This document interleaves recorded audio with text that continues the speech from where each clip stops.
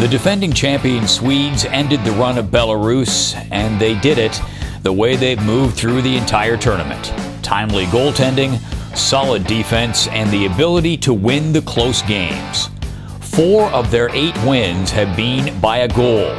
And in that sense, a close one against Belarus in front of a raucous home crowd was a great tune-up for the game against the Russians. I think we're still progressing. I think this is a hard-fought win for us, and it doesn't always have to be pretty. Sometimes we just have to get the goals, and we did tonight. I think we had more puck than they had this time, and I think we knew that from the beginning. We wanted to set the tone and have the puck a lot, and the Russians are skilled with the puck too. So I think it will be a little different game, but I think we're still progressing, and I think we have a good chance to beat the Russians.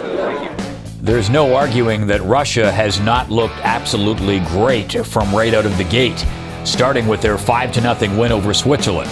They are the only team in the tournament with a perfect record: 8 wins, no losses, 34 goals for, and a tournament best 7 against.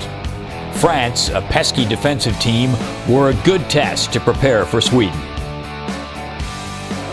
Наверное, было бы неверно так говорить, потому что каждая игра очень сложная на этом турнире, и команды очень... Франции, можно посмотреть, их предыдущие игры, они выиграли у канадцев, и все понимали, что легкой игры не будет, и никакой тренировки не получится, что надо выходить и выкладываться на полную. How did the French help prepare you for the next round if you want to improve every game? Well, they're really good defensively, you know. They wait for mistakes in the middle zone, you know, and they try to take advantage of counterattacks, you know. So we kind of saw in that first period, we made a few mistakes, and that's when they had their best chances. So once we eliminated that, it was a lot easier to play. Russia trying to put a little salve on the wound that still exists from Sochi, and the Swedes hoping to win back-to-back World Championships for the first time since 1991 and 1992. Meanwhile, the Czechs have been unspectacular, but effective nonetheless in forging their way to the final.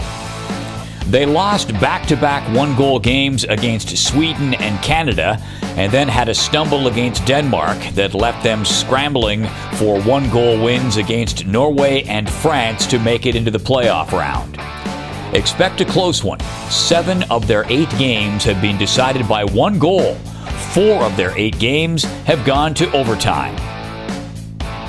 The Finns played one of their best games of the tournament against Canada, scoring 2 goals in the final period, including the winner with just over 3 minutes to go. For some of the players, not being one of the host teams for the tournament, as they have been the last couple of years, just makes life a little bit easier. Everything is easy. It's no pressure, no nothing, and all we got to do is play hockey. I was going to say, do you find you can relax a little bit more and maybe be yourselves as opposed to feeling like you're constantly in the spotlight? Maybe, yeah, but it's Belarus. It's a different country, so I think it's great to be here. It's a lot of new guys in the team, and I don't know what to say. I think it's good for us to play over here. We got a lot of new guys, and it's a great experience for all of us. The Finns will be hoping to return to the final for the first time since their gold medal in 2011, and the Czechs since their championship in 2010. Reporting for IIHF.com, I'm Paul Romanuk.